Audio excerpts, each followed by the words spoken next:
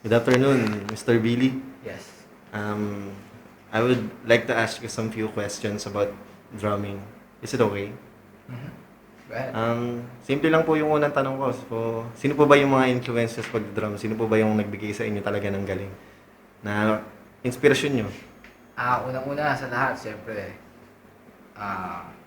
si Lord kasi siya yung nagbigay sa akin ng talent para mahubog yung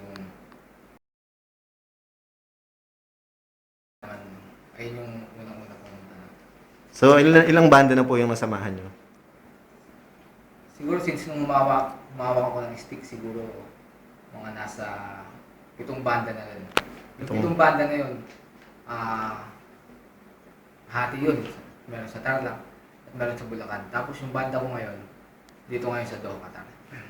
Okay, sir. So, baka may gusto po kayong batiin.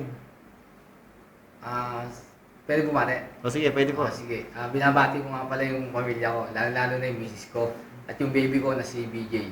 I love you. Okay, sir. Thank you, sir. Okay.